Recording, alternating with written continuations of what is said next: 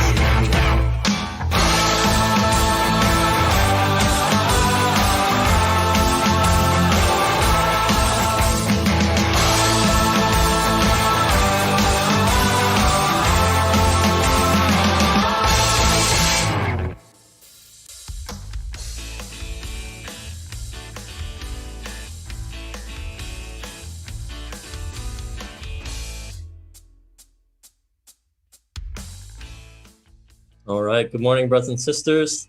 Welcome to our National Family Service. Thank you so much for being here. My name is Isaac Hernandez, and I'll be your host this morning. If this is your first time joining us, we really want to welcome you and thank you for being here. And we want to introduce you to our international community. Just this morning, I was looking at some of the comments. I see people from Queens, from Cambodia, from California. I'm joining from Dallas, Texas. So we're truly an international family founded by the vision of Father and Mother Moon, whose dream is to unite the world into one family under God, through living for the sake of others and through the blessing of marriages. So if that sounds interesting to you, you can go to our guest book at nationalfamilyservice.org and sign the guest book there, or you can type #connect in the Facebook chat and we'll be sure to connect with you. So with that, let's get started for this morning's service with an opening song. For our opening song today, let's go to Los Angeles, California for the LA Band's performance of the holy song, My Cross.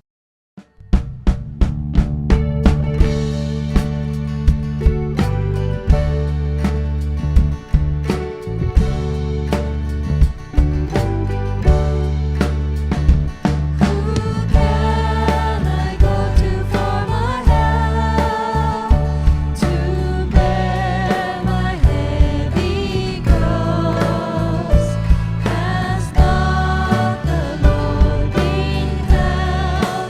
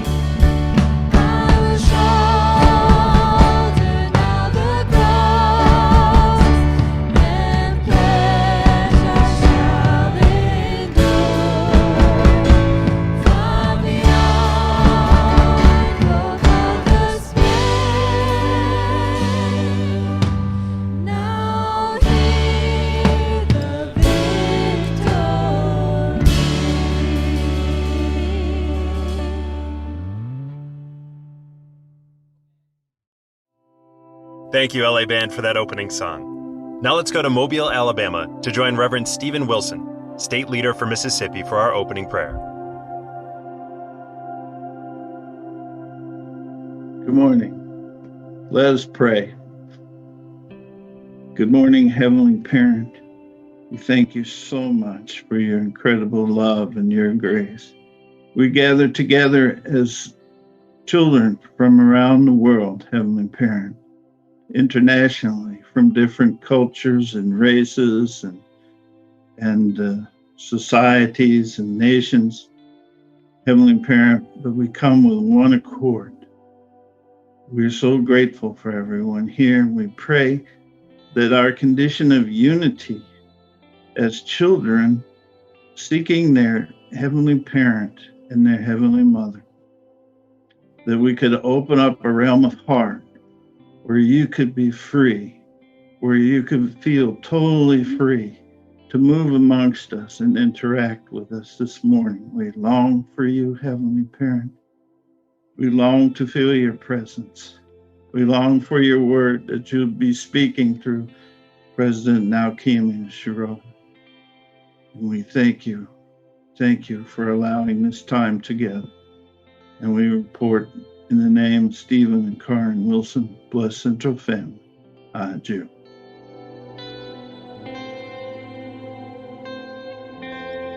Next, we have a special virtual collaboration by Generation Peace Academy participants from different parts of the U.S., singing the song, Rise Up.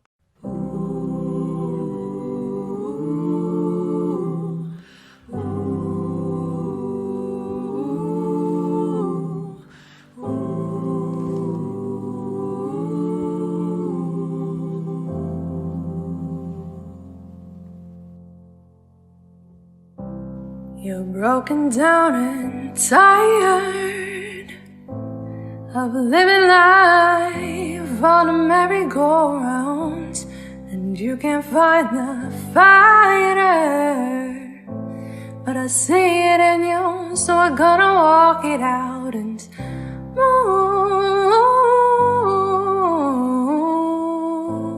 mountains. We're gonna walk it out and move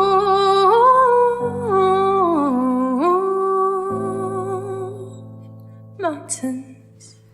And I'll rise up, I'll rise like the day, I'll rise up, I'll rise unafraid, I'll rise up, and I'll do it 1,000 times again.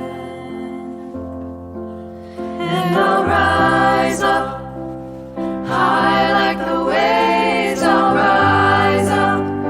In spite of the ache, I'll rise up, and I'll do it 1,000 times again. For you,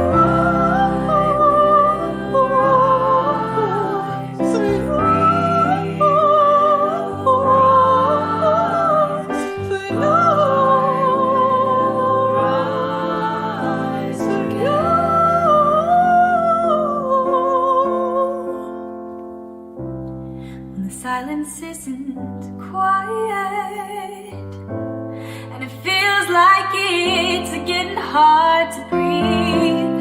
And though you feel like dying, I promise we'll take the world to its feet and move mountains. We'll take it to its feet and move mountains. And I'll rise up, I'll rise like the day, I'll rise up, I'll rise unafraid, I'll rise up, and I'll do it 1,000 times again. For you,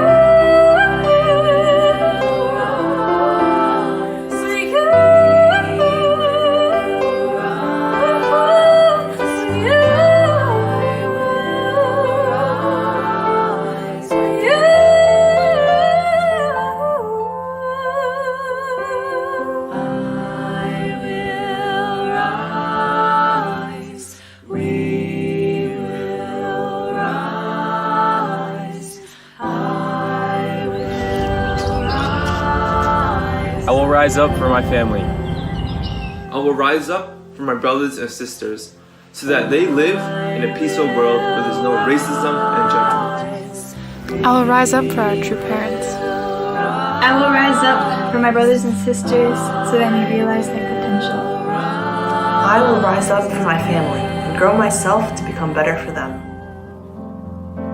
I'll rise up, rise like the day. I'll rise up in spite of the ache. I will rise 1,000 times again. And we'll rise up high like the waves. We'll rise up in spite of the ache. We'll rise up and we'll do it 1,000 times again. And we'll rise up high like the waves. We'll rise up in spite of the ache. Do it 1,000 times again. For you, for you, for you, for you.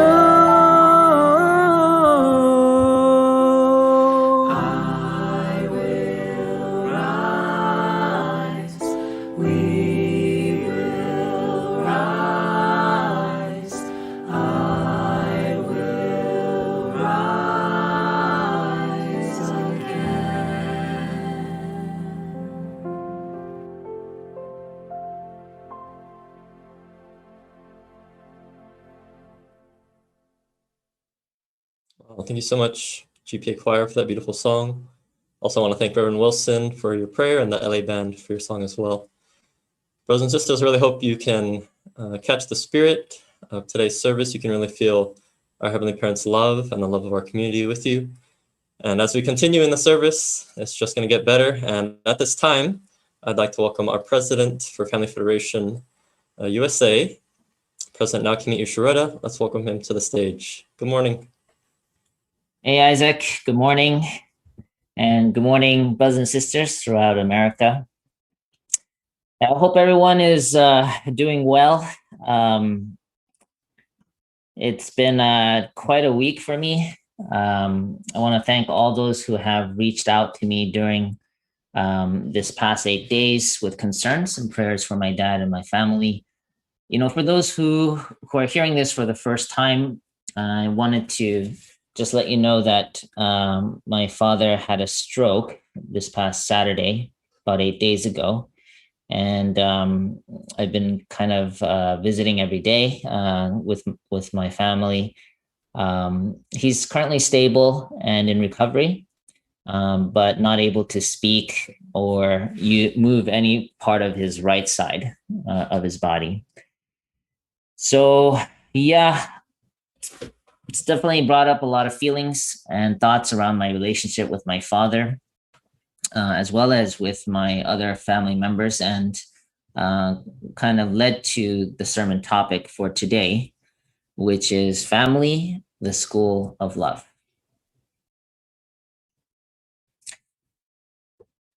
So, yeah, it's been a reflective week this past week. I've been thinking about different things, like the roles that my father played for me. You know, he was like the family pillar, also kind of my compass for right and wrong. And also I would report to him the different achievements or developments in my life. You know, every quarter or so, I would go and kind of have ramen with him or something and just kind of share what I've been going through. So it was really a shock when just seeing my dad being in a helpless and fragile state. I felt it was kind of a reversal of roles of sorts. And yeah, this kind of big void.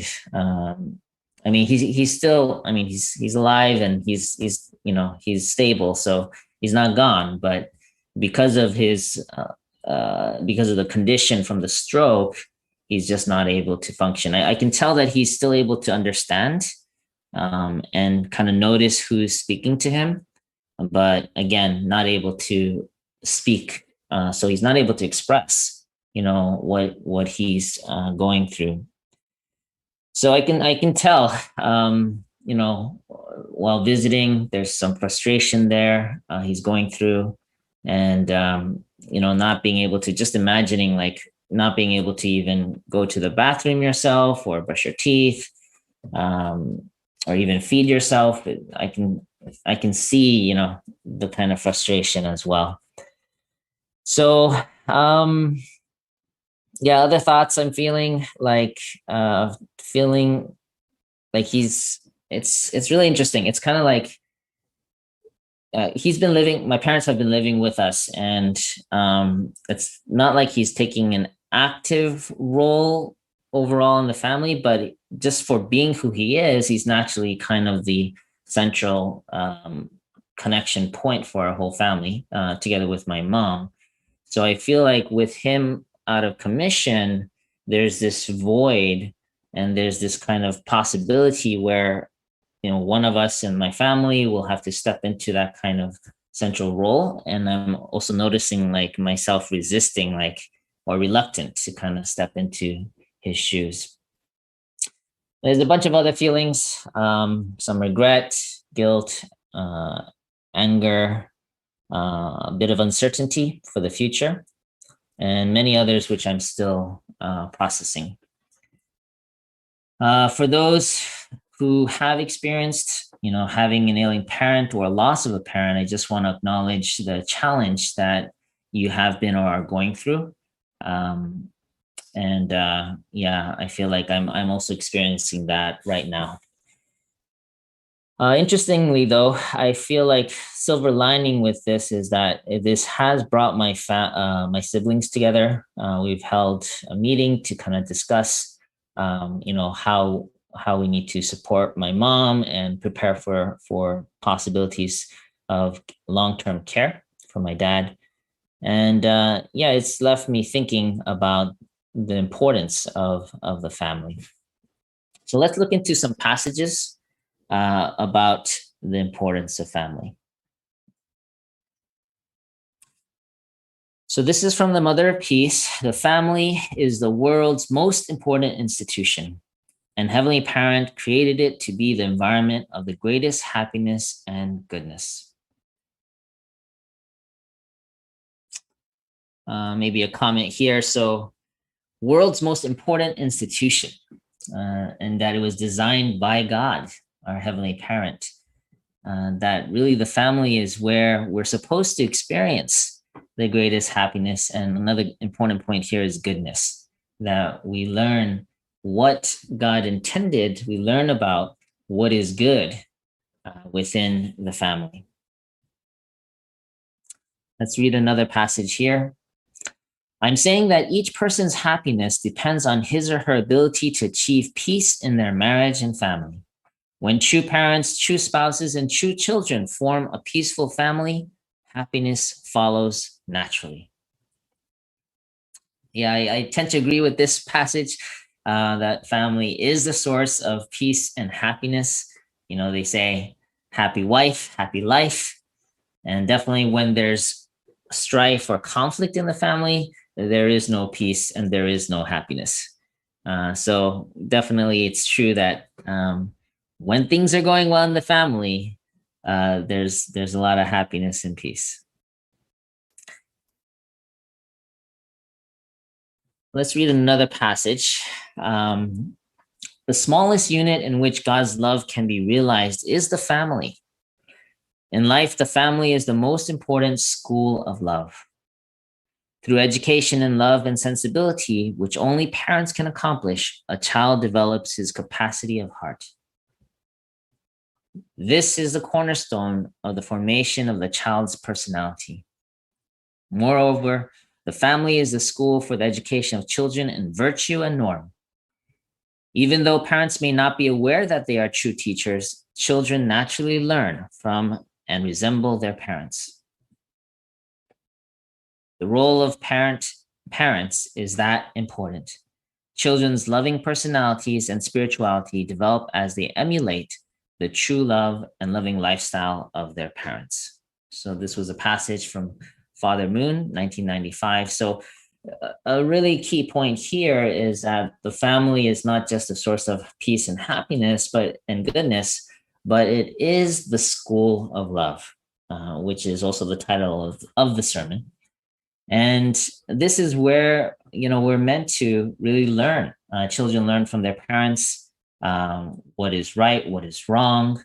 They experience love for the first time, and they learn what love is through the experience with their parents and with their siblings. Now, I was reflecting on the things that I learned from my parents growing up. And I remember, typically I've really noticed my dad as a key source of kind of inspiration and kind of emulation, where I learned from him.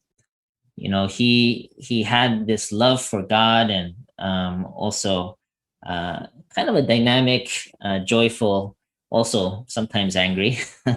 He was big on discipline. I remember waking up early in the mornings for family pledge, early, which was like early devotion, where we'd get up and pray all together as a family, and other traditions. But I also remember him being very excited to witness and share his stories of how he shared his faith with others, and other fond memories, like he was an architect, so he would help renovate Japanese restaurants, and then afterwards he would bring the whole family and also all the workers and their families for an all-you-can-eat sushi party. And I remember that being one of my fondest memories growing up. But another interesting thing is I've been reflecting on what I inherited from my mother as well. I always watched her taking care of the whole family, always, doing laundry, washing the dishes, and six siblings, including me.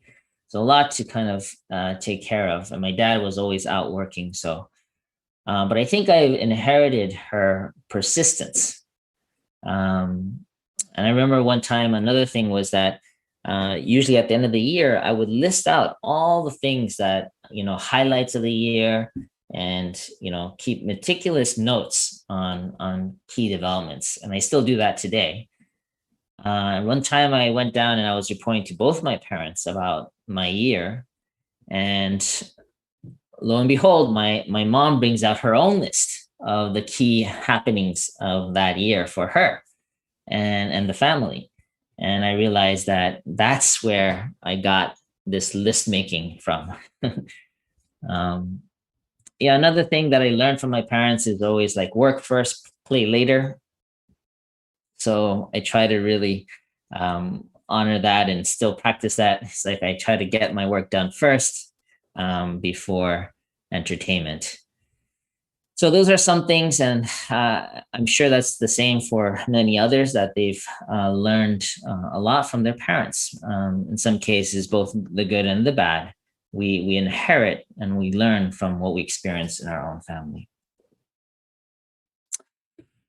So here's another point about the family contributing to the society and world. Let's read. The family, composed of parents, a couple, and children, is the abridged form of the world. The way for humankind to live is to expand love for the family into love for the world. You should consider and love old people as your grandparents, middle-aged people as your parents, people who look older than you as your older brothers and sisters, and people who look younger than you as your younger brothers and sisters. So the true person is the one who considers everybody as his or her family, and whose heart can love the whole of humankind by transcending the walls and barriers of nations. This is really a beautiful concept. It's really that the family is the basic unit. A loving family is a basic unit for a peaceful society and world. Right? It makes sense. If you if you have healthy, happy families as a base unit and expand that experience that you have in the family into your neighbors, your community, society, nation, and world, then we can actually create a peaceful world. It starts with creating a peaceful family. Now, it's a simple concept, but it's not so easy to implement. It's going to really take everyone's effort to realize this kind of vision. So we covered the importance of family in different ways. We've identified how it's essential to learning about love and also as a base unit for a peaceful world. But we know that anyone who's had a family would know that there's many challenges in the family. Unlike our friends, we don't get to choose who our family members are. I remember growing up, we used to joke and convince our youngest sibling that they were adopted. That was one of our cruel things we did as elder siblings. Because part of it was we felt like each of us were so different from each other that maybe we were born from different parents. Also in relation with even my own parents, but I'm sure it happens everywhere, is that the parents always think they know better, right? Even after you're grown and you're an adult and you have maybe not as much experience, but you have a more connection with the modern world, my parents always feel like they know better. So that's a challenge. Also, every sibling has a different, unique, personality. They have their own opinions on COVID, on politics, on the church, vaccination, you name it, right? Every person has their own opinion.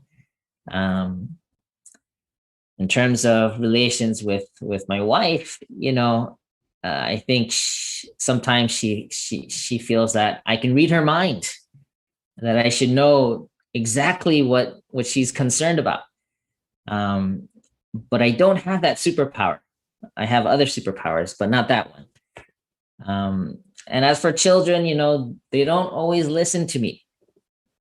I don't know if other parents have experienced this, but my son doesn't want to do his chores or practice violin. My daughter doesn't like doing her homework sometimes. So lots of issues, lots of challenges in the family. So much so you wonder, we talk about these ideal families. It's not so ideal. Well, in one sense, I remember one person told me that ideal families means that I deal with my family. So part of really experiencing family is learning and growing, learning how to deal with all the dynamics in the relationships that we have.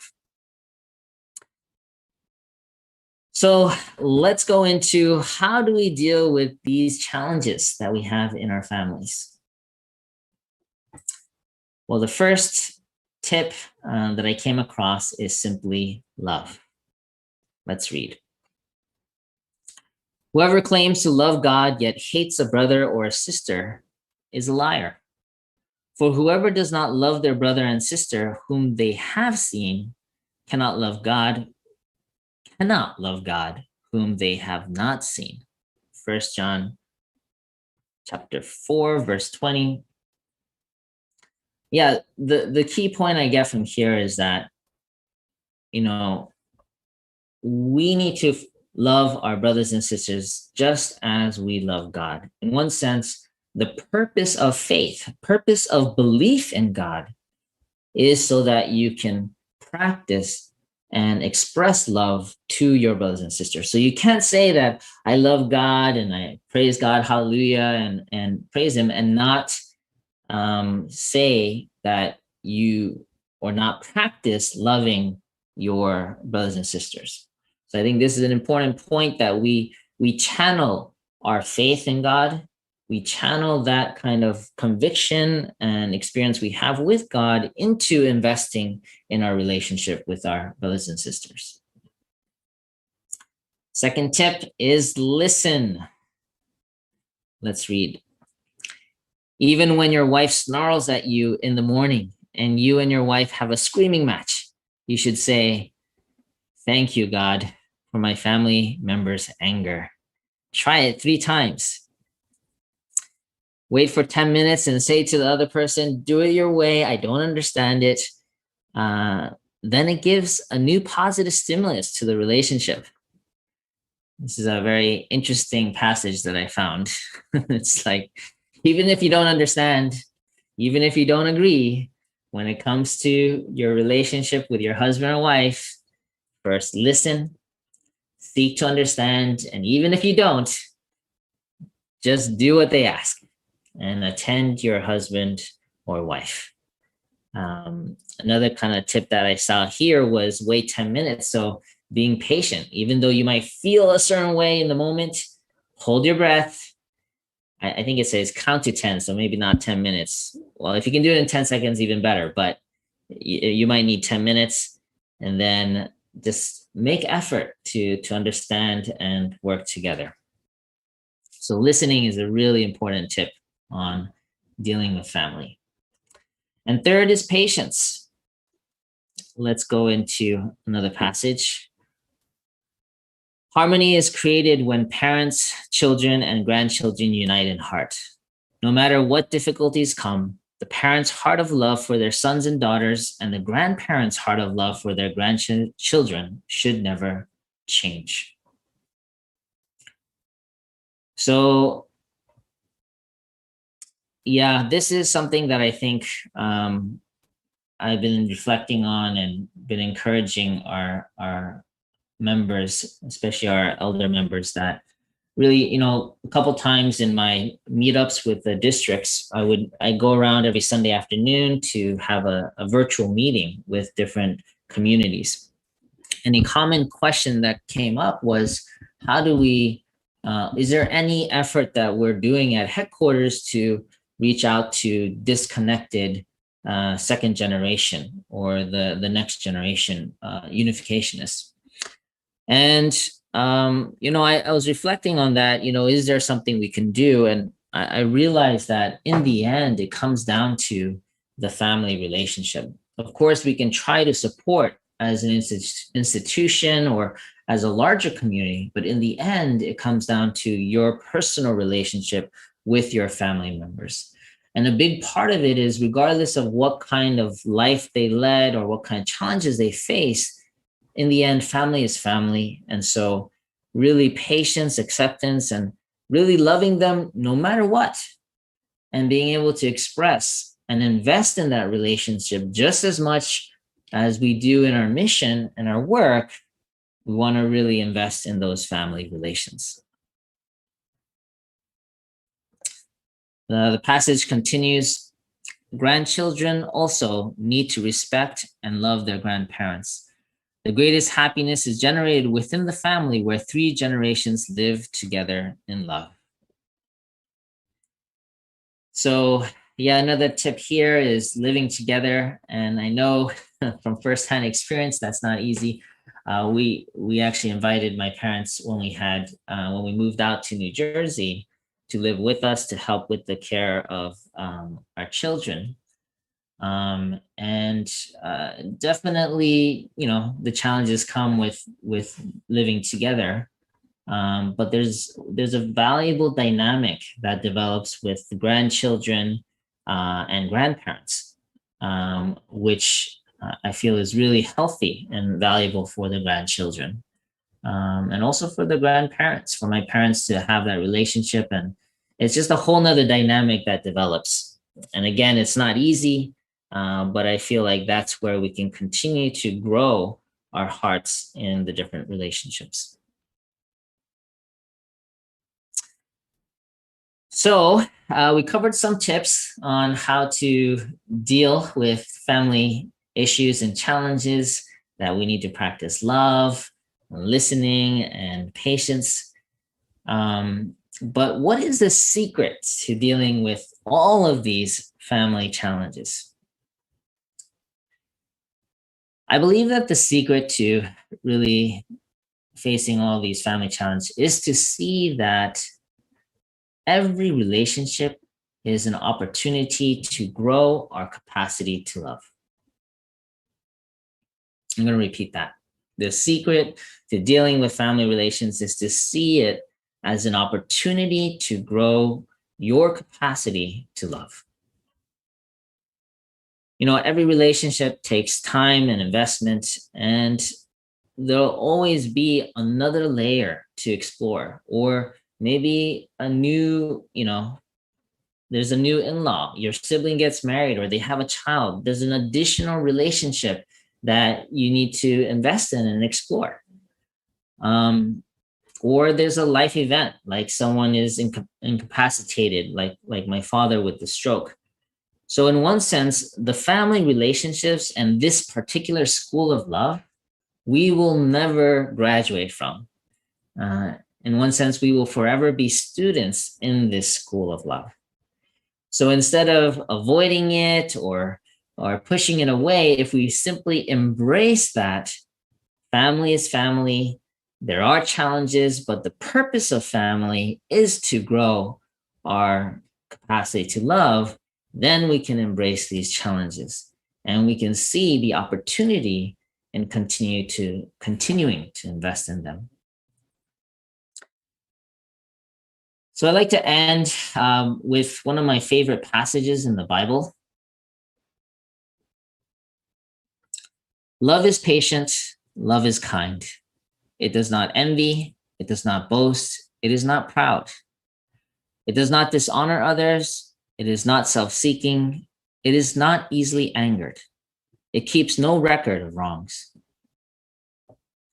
Love does not delight in evil, but rejoices with the truth.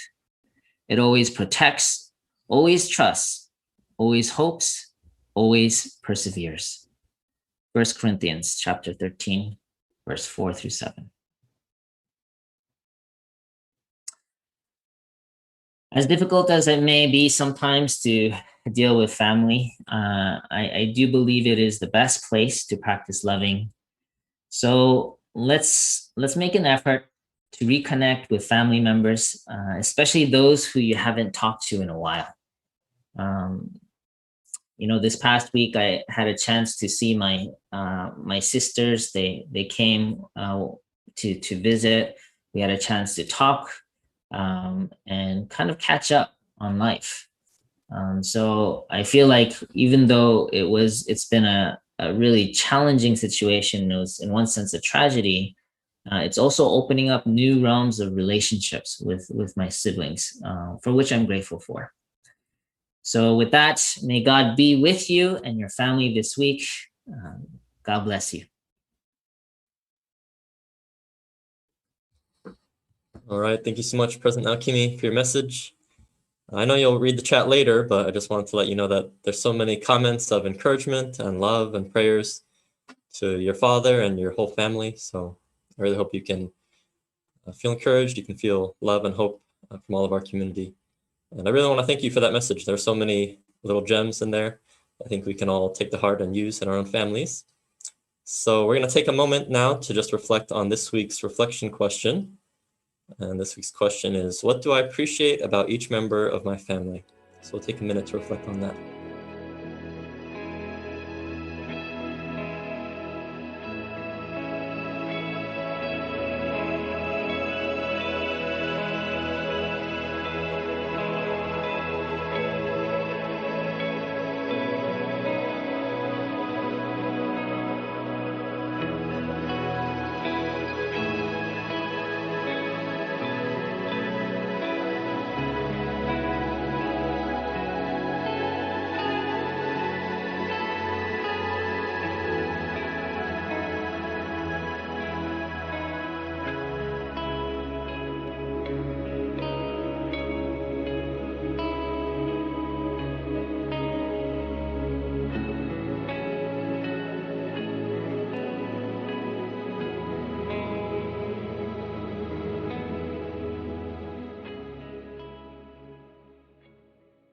All right, thank you, brothers and sisters, for taking that time. When I was thinking about that question, I was just thinking about how each one of my family members is so unique and so different. And really that's the way God designed it, as the school of love, as President Alchemy shared. So at this time, we're going to hear some live reflections. So I brought a couple of friends with me. So it's my pleasure to welcome Mr. David Pelton and Mitsuyoshi Orikasa to share some of their thoughts with us. So welcome to both of you. Good morning. Good morning. Oh, welcome. All right, so let's start with you first, Mitsuyoshi. Hearing today's message, what was coming up for you? Yes, I really appreciated hearing today's message because actually, I'm back at my home right now with my family. Usually during the school year, I'm actually in Maryland doing school and carp activities, but actually, I think it's the perfect time I hear this message because I think, I don't know, when I was listening to this, a lot of gratitude came up to my mind actually, because living here, I actually live with many different siblings. So I can really, sometimes I wonder, how are we all like from the same race, from the same family? Because, for example, my oldest sister is completely different from my youngest sister. And I was like, sometimes I wonder, how are they from the same family when they're so different? But I think something I appreciate is what Reverend Naokimi was talking about, how family, it really is a school of love. And something that I've been reflecting is, something that kind of helps me grow being part of a family is it really does help me practice like learning how to love so many different kinds of people. Like, for example, like I was saying, my sisters, I have 4 sisters and they're so different. I have one brother, like they're all so different, but I can appreciate the difference that they have because I get to learn how to love kind of different people. For example, my youngest sister, sometimes I think what I learned from her is patience actually, because I don't know, ever since I came back home, she's been always asking me, oh, can you drive me somewhere? Or can you take me somewhere? Can you take me to, I don't know, McDonald's? Or like just the other day, she asked me, can you drive me 3 hours away to go to this lake? And usually I could just be like, I don't want to do that. That'll take a lot of time and effort, but not just seeing as like, oh, it's going to take a lot of time, but seeing as, oh, this is a way that she wants to spend time with me, or this is a way that she wants to kind of express herself. And just appreciating, like, there's so many different types of siblings that I have. And sometimes I think I really resonate with practicing patience, because it is so easy to just kind of be stuck with myself and, just like kind of be stuck in my own world if that my siblings are so different. But through practicing patience, there's like so many different, like through practicing patience, I realized that's like one way to really grow my capacity to love. So I really do appreciate that. Yeah, family is a school of love and we never graduate from it. So each time I come back home, like there's always a room for me to grow, is what I realize. Like I'm always challenged by something, but I can appreciate that challenge because school, like family is a school of love. And yeah, I guess I really am grateful for like always having the opportunity to grow, but just have to have that shift in mindset. Just a family environment is just a place to relax, but it really is a continuation to grow my heart to love. And I guess I can be grateful for all my family members that are with me because they're helping me grow every day. So that is like my main takeaway from this service. Awesome, thank you. Yeah, I really like that line you said. Family is the school of love, and we never graduate. Right? There's always room to grow, always room to continue growing our heart. And I think you shared a really important point, right? Being able to appreciate the differences and see, how is that making me grow, or like you said, making me become a more patient person. So thank you for sharing that with us. All right, and let's go to you, David. Hi, everybody. I can certainly relate to what Mitsuyoshi was saying. With my own children, I am always incredibly amazed at how different they are from each other, but also how close they feel to each other. They're living in different parts of the country, doing different kinds of things. And but whenever they have the chance to get together or to conference call or call on the phone, I'm always very it warms my heart to see the love that is there between them, and how it overcomes any differences that they may have in the way that they view the world or religion or philosophy and so forth. So the goodness of their hearts and their original selves really shine in those times. I hope President Naokimi can actually, well, I just wanted to ask him if he had any superpowers to spare, because when you're raising a family, sometimes you feel like you could use some. But one of the things that occurred to me in his message, it just led me to reflect upon all of the different challenges that my wife and I have had in our family. And I think one of the things that I noted was that when I review the past, and oftentimes you look back and you say, how could I have done this better? And I realized that a very important part of building a very strong and loving family as a blessed family is to do spiritual work together and to have shared experiences with God, to build the unity of your heart and soul together. I know that whenever some of my children went with me to do some things, either when it was witnessing or fundraising, or we would go and share the Ilshim experience together, it brought us much closer together. And I wish that I had done a lot more of that throughout their younger years, throughout high school and so forth.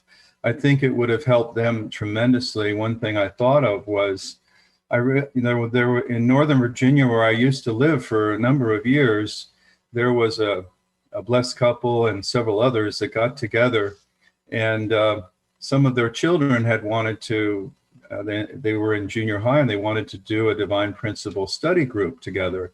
So the parents, as usual, would be very delighted to hear that. So they went ahead and formed kind of a club, and they met once or twice a week. And instead of just studying the principle, they practiced teaching the principle. And it really benefited them so much. It gave them confidence to share it with friends and so forth. And later on, many of them went on to become youth ministers and to go to GPA and so forth. So when you're a parent and you look forward, when your kids are very, very young, that's the best time to start something like that. And as a family, like maybe once a week, a family night or something, and the family just listen to each person, practice, teach something from what they were studying all during the week. And just something like that. If I had done that more often throughout, from the time they were very young, I think they would have had a very different path in their lives. And although they're doing wonderful things and they're wonderful young men and women, I still have issues with trying to convince them to consider the marriage blessing. So I remembered something that our senior pastor, Reverend Jackson, said to some of us not too long ago. Several Korean leaders had been in a small meeting, 3 of them, I think, with True Mother, and True Mother asked them how their family was. And they all sort of sensed that she was wondering how their children were too. And so they started talking about their frustration of not being able to have their children agree to get the marriage blessing. And Mother, basically, to paraphrase it a little bit, she reassured them that don't worry about them. As long as you're doing and attending to True Parents and to God's will and what you're asked to do, then God is going to take care of your children and any blessed children at all. They may have a longer course to go before they come around to an understanding and actually receive the blessing, but that everybody will, it is under God's care and God is guiding them. So, but I was very inspired by all the wonderful sharing. My sister passed away from COVID earlier this year, and my father also passed away naturally a little bit after that. So I do feel for President Naokimi's heart about facing that possibility and the difficulty of this sudden change in your life. But certainly the fact that he has invested so much, he and his wife, in building a beautiful family and a beautiful relationship with his parents. That certainly is a great foundation to be able to handle something like this. When you don't have that and you have to suddenly put it all together, it's really, really hard. So God bless you all. Thank you for giving me this chance to share. Well, thank you so much, David. Yeah, I really appreciate you sharing from your own experience and even the challenging experiences, being able to share that advice with other people, that we can share spiritual practices with our families from a young age. And I really want to go back to a point you said in the beginning, how siblings and children are so different. And when they get older, even their political or spiritual views might be different. But I think about the point that President Akimi shared of how the family is representative of the world. And, so many people on this world, but we're all so different, have many different views and ideas. But just to remember that we're a family, like you said, right? Even though the family is so different, the siblings are so different, still there's a closeness there. And so I really hope that we can feel that closeness with each other, with our brothers and sisters, our community, and with our brothers and sisters around the world. So thank you both for sharing. I really want to appreciate you for taking this time to share with all of us. And next, we're going to go into our challenge for the week, just quickly. So our challenge for this week is to reach out to and talk with a family member that you haven't spoken with in a while. All right, so I hope we can all take that to heart and practice that. I'm sure whoever it is that we're thinking of, they'll be really happy to hear from us. And with that, brothers and sisters, let's go on to our closing prayer. Now let's head over to Mesa, Arizona to join Mitsu Fukuzaki, Youth and Young Adult Ministry Coordinator of Arizona, for our closing prayer.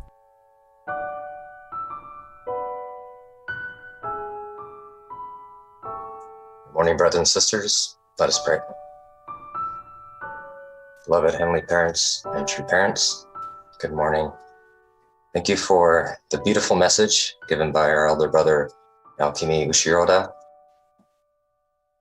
So many of us this past year have experienced loss, pain, and difficulty, Heavenly Parent.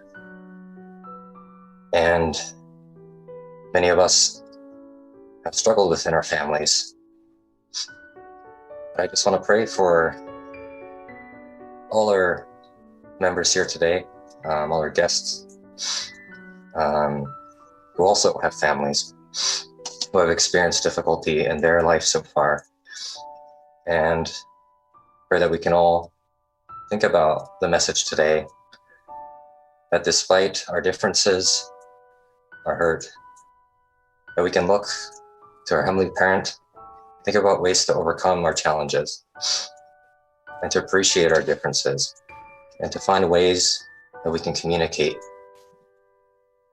Father, I know that despite any of our shortcomings, that you continue to forgive us, that there's always room for growth and grace. And through that, we can grow as families. And as we patiently work together as a family under you, that we can build a peaceful world by focusing not only on our brothers and sisters, but within ourselves, and to expand our capacity to love each other. And as we go on for this next coming week, I hope that we can all find the courage to support each other and to ask ourselves, what can I do better today? And I'd like to offer this prayer in all names here. My name is Mitsushi Fukuzaki, son of Satoko Shizun Fukuzaki, the Central Family and Orders of Chanuguk, Haju.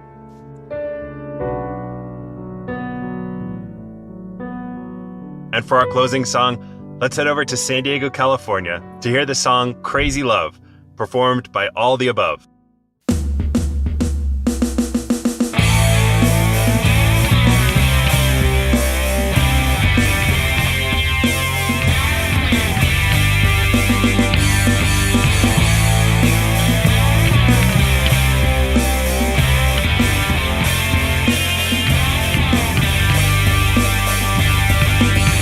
You're the one ones who believe in the things unseen. This home, this body is an in-between. We're the ones who fight down on our knees, who dare to love our enemy. Love enemy. They say it sounds insane. We say that we've been changed by the power of crazy love. This world, it looks at us like we're ridiculous. Baby, it's all because crazy love.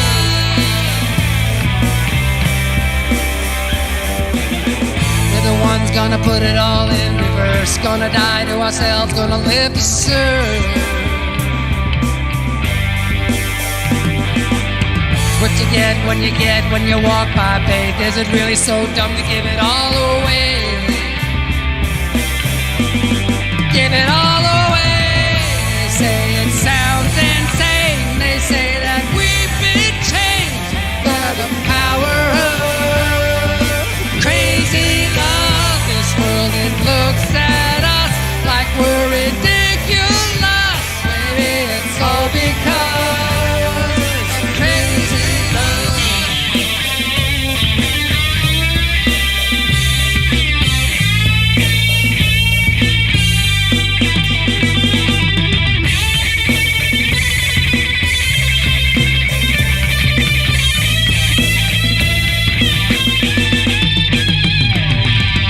Please know it sounds absurd. Don't get what we deserve. It's by grace we are saved. They say it sounds insane. They say that we've been changed by the power of crazy love. This world, it looks at us like we're ridiculous. Maybe it's all because of crazy love. Crazy love.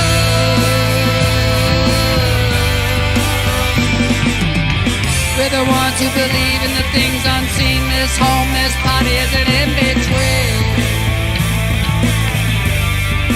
Crazy love. We're the ones who fight down on our knees, who dare to love our enemy.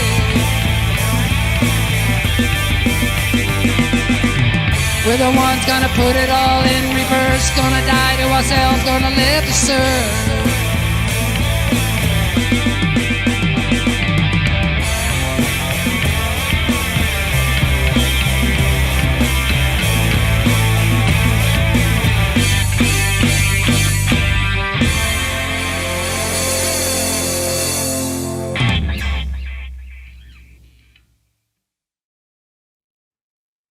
All right, thank you so much, brothers and sisters. I really want to thank you for joining us this Sunday. I really hope that you could receive something meaningful today, something nourishing. I'm sure you have a lot to practice from today's message. I know I do. If you feel inspired, you can go to National Family Service and click Give to support this ministry. Or you can type #donate in the Facebook chat. And I also want to encourage you, if you know anybody that you feel like would really gain something meaningful from this message or be encouraged, then please share this sermon with them, this Sunday service with them. And with that, I just want to wish everyone a great week. I want to see you here next Sunday. And we thank you so much for joining us at the National Family Service. God bless you, and we'll see you next week. Bye-bye, everybody.